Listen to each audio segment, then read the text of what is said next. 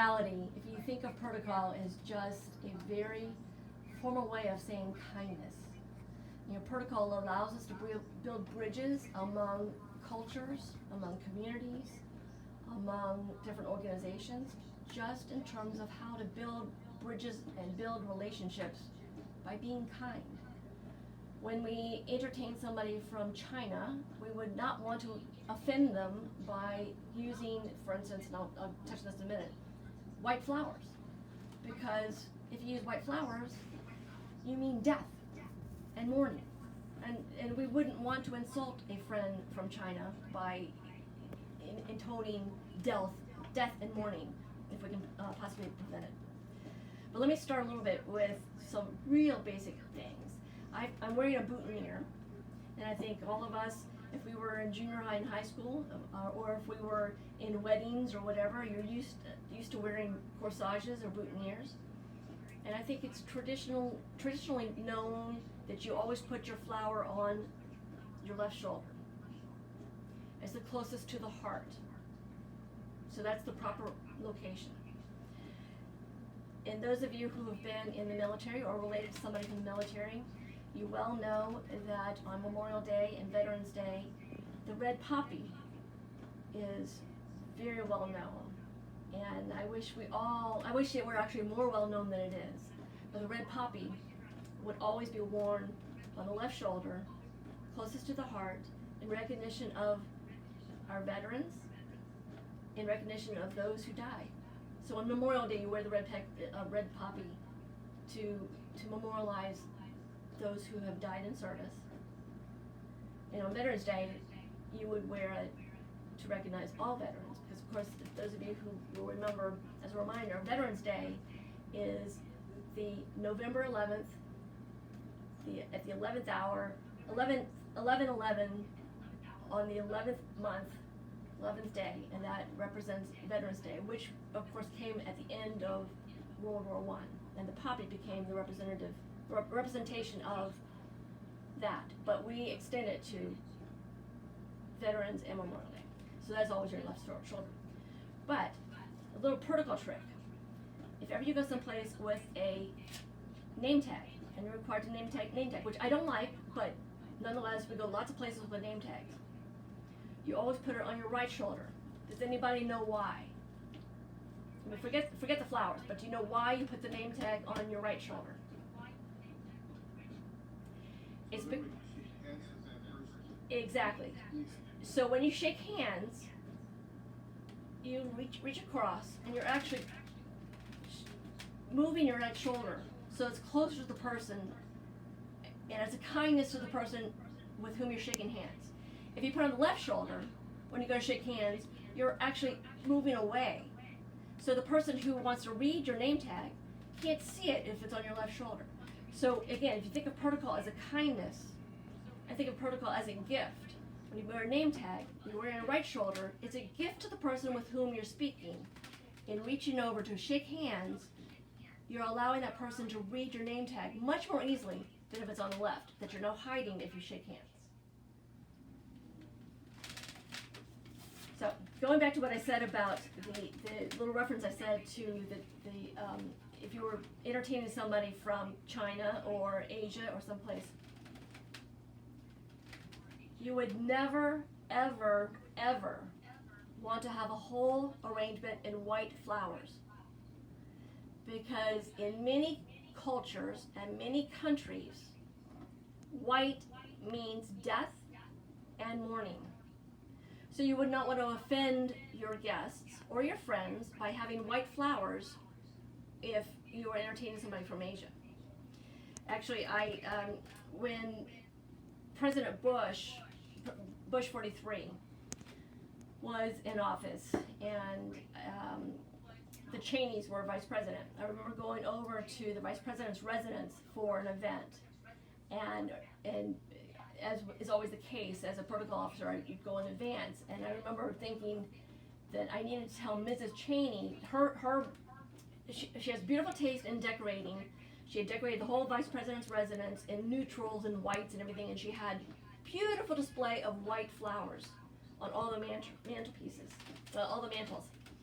And it was lovely. It was beautiful. But I also remember cringing, thinking that as soon as she had foreign visitors, I wanted her to make sure she got rid of all the white flowers. Because it's automatically, before you even start negotiations, before you even start a conversation, before you even start creating a relationship, you have already offended if you have only white flowers. Also with this white bouquet, and I don't want to pour out the water, but I'm going to turn it over. This bouquet has 11 flowers in it. It's not 12, it's not a dozen, it's 11. In many cultures, specifically Europe, in many cultures and countries, one would never give as a gift or have as an arrangement an even number of flowers. It's always an odd number.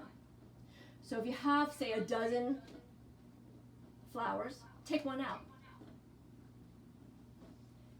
Also, you would never want 13. 13 is always an unlucky number. And I don't know if you all recognize this, but when you're next time in a tall building, see how many elevators actually have a 13th floor. It is still considered an unlucky number, but in flowers as well. Okay, say you are having a dinner party. And I'm going to put this in front of me. Do you see what this is? These are lilies. Can anybody tell me why I would never choose to have lilies in a centerpiece on a dining table? Exactly. Exactly. And especially the white ones. Lilies are very fragrant. And there's so many people who are allergic to fragrances, and lilies in particular can create a migraine headache like this. So it's a kindness to your guests. You would never want flowers that are overly fragrant, just out of kindness, because you're going to create great pain for somebody who is prone to migraines. But also think about, for everybody who say enjoys pairing wines with foods, that certain flavors of wines go better with certain flavors of foods. Well, imagine the fragrances of flowers. There are not many foods that any fragrance of flowers will complement. So always be mindful of and avoid, when possible, lilies if you're having a dinner party or luncheon or a breakfast or whatever. But any flower that is overly fragrant would not ever be appropriate for your dining table. As for lilies, though, I will tell you this. These lilies, let me show you this. Okay. Lilies are known to have, in the center of the lilies are always the stamens. Okay. See this?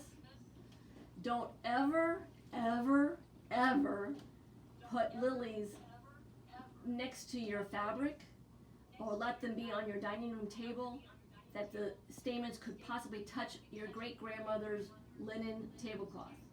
Those stamens will stain, and there is nothing on God's green earth that can take the stain out. Before you use them, take scissors and cut out the stamens.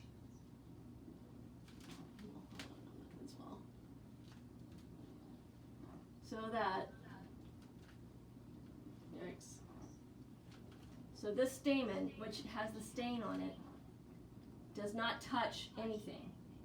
If it does touch something, don't wipe it off. Take Scotch tape and put it on and lift it off.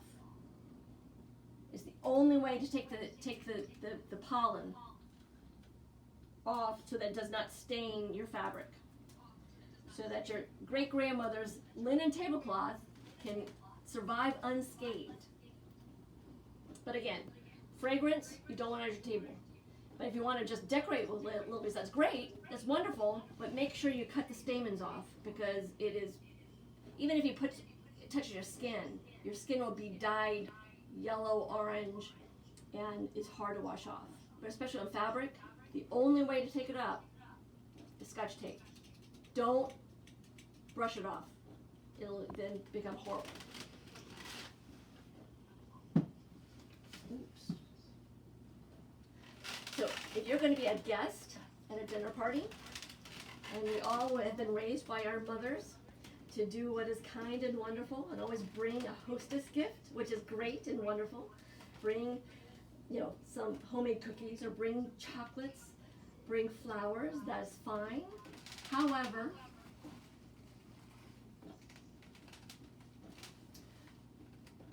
tell me, why would I never bring a bouquet like this if I'm going to somebody's house as a guest for a dinner party?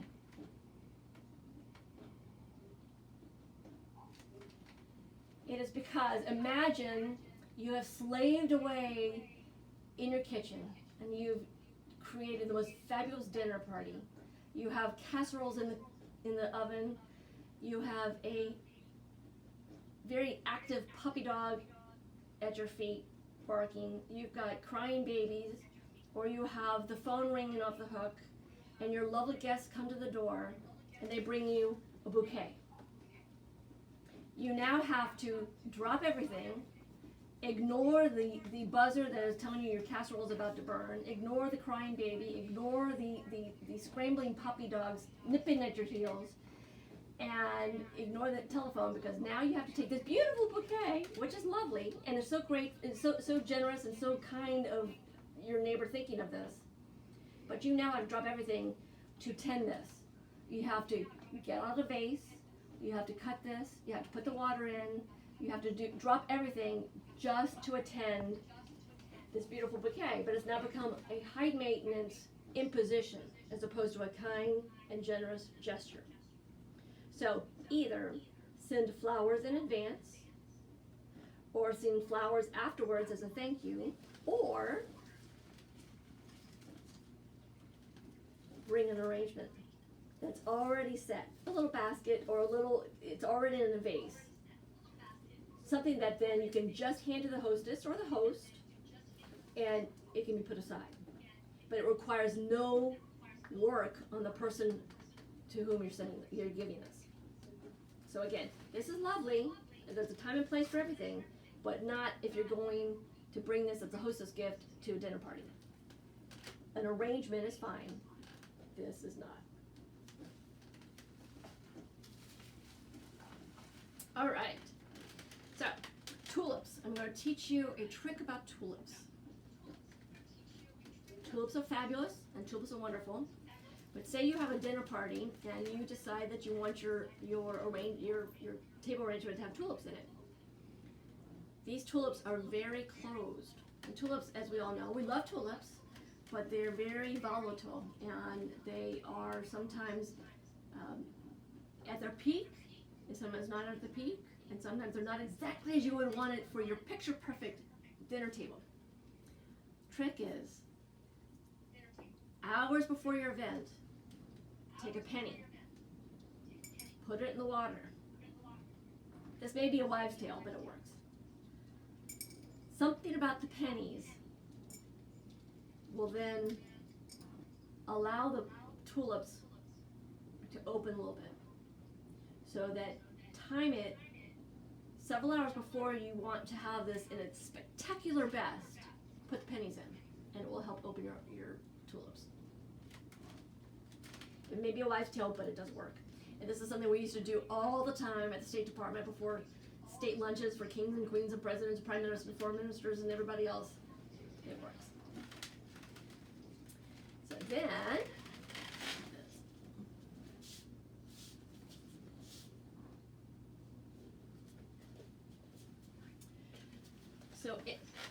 as you were planning a dinner party or a luncheon or other wonderful entertaining opportunity, but when you're around a table, always be mindful of how it works best for your tablescape. I sit short. I am average height, but I sit short because I have very long legs. And so when I sit short, I have to be very mindful of looking directly across the table to the person ahead of me, across from me. But this is true for anybody. And every State Department event, every White House event, it was always something that we would always be mindful of. Our centerpieces would be, say, around arrangements, or what we would call long and lows. But it was always with the mindset that you wanted to make sure that the eye contact was not impeded by the flower arrangements. So for instance, one would never want a flower arrangement at this height. And for every event, if it was something at all in danger of this, I would always sit down in a chair, make somebody sit opposite me in the chair, and this is all the tables at the State Department, to make sure that we were not impeding view across. Now imagine too, if this is the case, that you can't see, imagine that, when I have to give speeches on protocol and whatever, I will sometimes for a laugh and for a joke, I would always say, this is one of the reasons why I would never wear a strapless gown to a dinner party. Because if the flower arrangement is just high enough and you could only see my head, and if I were wearing something that is strapless, I come across looking naked. So always look in terms of, you don't want to ever, again, everything's in terms of kindness. So it's not kind to block the person in front of you from being able to see you. So always look for low, just below your eyesight. I mean, this is a lovely, beautiful arrangement, a lovely, beautiful container. Sometimes you'll see in particularly very elaborate and lovely, say black tie events, you'll see some of the fancy hotels and fancy caterers will do, it's okay if you do tall ones if they're then above, way above, it's okay. Or hanging from the ceiling if you have an unlimited budget. But in terms of floor arrangements, where just the normal dinner table, dining table, think in terms of not blocking the person ahead of you.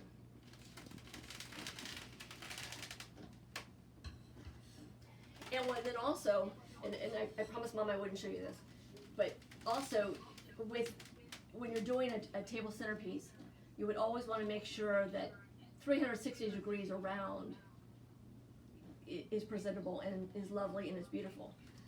Just for the demonstration tonight, we were doing just front sides, but for instance, this is the back side of this arrangement, and just as a fun little side note to remind you, make sure you always look at 360 degrees around your arrangement to make sure all angles, all views are lovely and beautiful and gracious, and showing you as the wonderful entertainer that you are. Okay, so to touch on a couple different cultures. So in the United States, we're not terribly influenced by restrictions in terms of flowers, but a lot of cultures, and I would almost say more cultures than not in the world, have particular preferences in flowers and in colors and in arrangements than we do. Just flowers for us, it's just beautiful and wonderful and expresses joy and happiness, and that's great and wonderful. But as I keep referring to, say, China, there are many countries that find colors very specific. So if you think in terms of the protocol flowers, a lot of it has to do with numbers, a lot of it has to do with colors and presentation. So there are a couple. I'll go through a couple different cultures in different countries in terms of their preferences, and also include a couple. In several of the cases, there are certain, say, traditional proverbs in that particular country that are specific to flowers, and the joy of flowers and the joy of the fact that flowers speak so highly and speak so loudly in terms of passions. If you think in terms of art, through the centuries, artists from all cultures, so many times the paintings or the sketches or the embroidery always include flowers. Flowers mean life. Flowers mean joy. Flowers mean rejuvenation. So be honest, be nice, be a flower, not a weed. And that's a quote from the musician Aaron Neville. But for Europeans, and there's an old Dutch saying that says, food feeds the body, flowers feed the soul. And in Europe, most countries in Europe don't ever bring even number of flowers. It's unlucky, it's not good form, it's not good taste.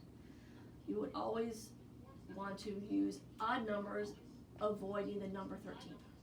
13, of course, is just bad luck for everybody. In England, you don't ever want to use white lilies because it signifies death.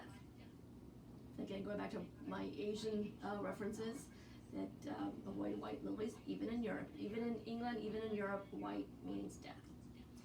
And in many countries, red roses only mean romantic gifts. So, again, I have a red bouquet. Use that as a reminder that red roses, all red flowers, should be considered as a romantic gift, which is fine. That's lovely and that's wonderful. And please give red roses if you have a romantic inclination. But know that too, that if you do not have a romantic inclination, that you are giving a wrong signal if you give just red flowers. So then in France, again, red roses means romance. And never give odd number of flowers, or never give even number of flowers, only give odd, except for 13. White lilies, again, are for funerals. Red carnations specifically mean ill will and bad will and ill will. White flowers are used for weddings, but the white lilies are for funerals. And if you use yellow flowers, it means infidelity. So be mindful of yellow flowers, because again, in many cultures, it's sometimes not a terribly innocent flower to use.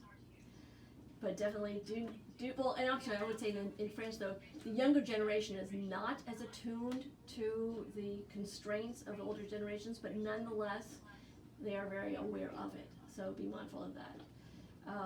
So it's always probably better to err on the side of caution and err on the side of conservative knowledge as opposed to being exotic.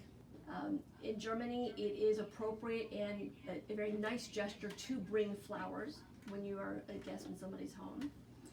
And tea roses and roses in general are always well appreciated and thought of highly, and it's a nice gesture.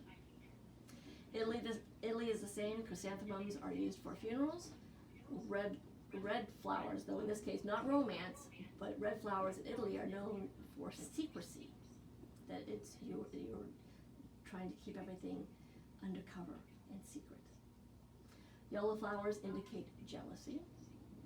But also for Italy, Italy, it is nice to actually have flowers sent in advance, rather than to come with flowers, as I said, in an arrangement as opposed to a bouquet. It is actually better to send in advance. And then in Portugal, they do a special thing on May 1st, where yellow flowers specifically are sent and are decorating houses and homes to represent that you are trying to avoid evil for the year ahead. So again, it's a spin on yellow as a color for flowers, and that's not necessarily desirable. But in this case, you actually use them specifically to wish the evil away for the year ahead of you. So little interesting, wonderful cultural traditions, but interesting to hear and to learn. Because again, you don't ever want to offend if you can possibly not offend. So if there's nothing else I can do this evening other than to spark an interest in you to realize that there is a fun to being able to research what is important to other cultures and to other areas, know that it's something that we can all do, and we can all probably do a little bit better of than we do traditionally. In Poland, don't use even numbers of flowers again. Again, yellow chrysanthemums are for funerals. White flowers are for mourning and funerals, and again, red flowers far too intimate, and so you don't want to be giving a sign that you don't intend to give a sign. Romania, don't use even numbers, and of course, roses and carnations are depending on the color, they may or may not be appropriate depending on what the situation is.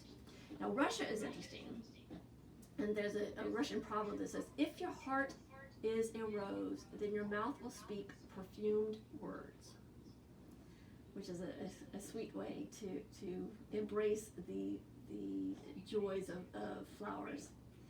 And in Russia, the tradition is, especially for birthdays, it's appropriate to give just one stem. That just one stem is the preference, as opposed to a basket. So unlike what I was saying, bring a container of flowers. For Russia, you would do one stem, and that's the beautiful gesture that is most appreciated in Russia. And then for sympathy and mourning, you would give a tight arrangement of flowers. And the reason for that is that it represents birth, life, death, and full circle rebirth. So a tight arrangement of flowers, circular arrangement of flowers.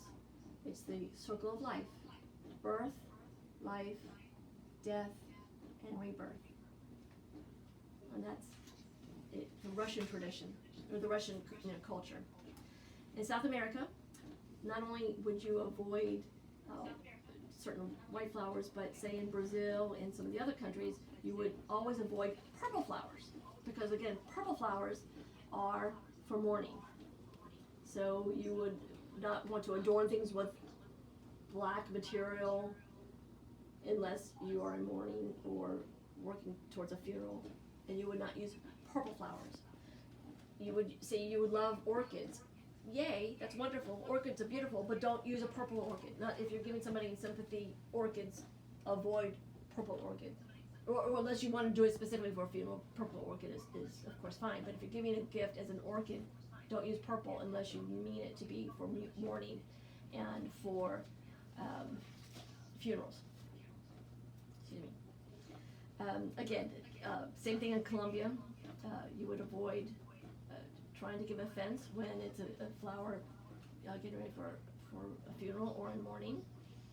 Mexico, you would always want to bring flowers, but in Mexico, white is joyous, and so it's perfectly fine to include white flowers with the Mexican arrangement, because white is considered uplifting as opposed to death and mourning like some of the other cultures that I've been referencing.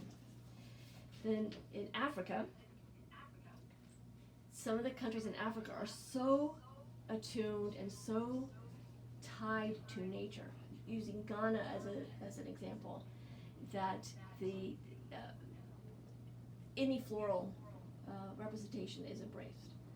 So just know that specifically in Ghana, but in many African countries, flowers and floral representation is truly embraced because of just the importance of embracing nature. So Egypt, as an example of, say, a Middle Eastern country, for the sake of roses, weeds get watered as well. That's an Egyptian proverb. For the sake of roses, weeds get watered as well. So for all the people from the Garden Club who are tuning in, that's a special little proverb that's great to embrace and take to your heart, knowing that all the beauty of the rose is fabulous, but know that all the weeds beside it still get watered when you water the rose. But it also means that when we love someone so much, we must be willing to accept their unsavory companions or friends. So that's the tie between roses and weeds. Now, but in Egypt, also, the tradition there is that you would only give flowers for somebody who is sick, or for a funeral, or for a wedding. But giving flowers in Egypt is not something that would be traditional for other occasions. Whereas in the other countries I've been touching on, and here in the United States, we love to give flowers just for joy, just for giving as a special gesture. But in Egypt and some Middle Eastern countries, you need to be a little more careful. It's not quite as prevalent. So in Asia, again, I've touched on many times, I keep beating the dead horse, you avoid giving all white flowers because it is only for mourning and sympathy and death and funerals. But also, you would not want to give a potted plant, because a potted plant then, especially you would give a potted plant to somebody who's sick. Here in the United States, we would often go to a hospital and bring a lovely potted plant, again, an orchid, or it might be greenery in a potted plant. But in Asian cultures, say in China as an example, the potted plant symbolizes that the relationship is restricted and it is bound up. And also, if you are sick and I'm giving you a potted plant, I'm also saying you are going to stay in your bed. The potted plant is constrained. So you, the sick person, are in bed and you are constrained to that bed and you are not going to get out of that bed. So again, the gesture, you want to look for the kindness. It's not kind to remind a sick person, you ain't getting out of that bed, you're constrained to that bed. So think in terms of freeing up and avoiding that unkind gesture of a potted plant. And of course, in Asian countries, you have symbolism with like the lotus flower and the peony and whatnot, and it's all beautiful language and speaks a language of itself, even, which is lovely. And actually, peonies are the most popular flower and most appreciated flower to be given. In China as well, there is a tradition that the most appropriate gift to give a teacher is to give a flower. And it is just encouraging of the joy and the life and the living breath of flowers is a great gesture to encourage teachers and the teaching profession. In Japan, you would never give flowers and you would never give gifts of any sort in sets of 4. Sets of 4 mean death and or hardship. So numbers have meaning. As I said, in many cultures, I mean, even in the United States, when I mentioned that you won't often find floor number 13 on high-rise buildings, even here in the United States, you would also not have 13 roses or 13 stems or 13 of anything. So even we are a little bit superstitious, or at least embrace a tradition that let's just not do 13. Well, in Japan, the number 4 is significant and is such that you would want to avoid it because you don't want to give offense. If I give you 4, I'm wishing your death. If I give you something of 4, I'm wishing ill will and bad luck to you, and we don't want to do that. That's not kind. And same thing in Korea, and in addition, in China, not only is 4 a number you would want to avoid, you would also avoid the number 9. So, in all cases, they're just little hiccups that we would not necessarily know in our daily life, but nonetheless, things that are just you would always want to be able to put your best foot forward and your best presentation. And as what I've often said, for those of you who are not that familiar with protocol, one of the things that I've always tried to instill to any audience that I can bully into listening to me, if you can think of yourself as an ambassador, that you are an ambassador of everything you represent.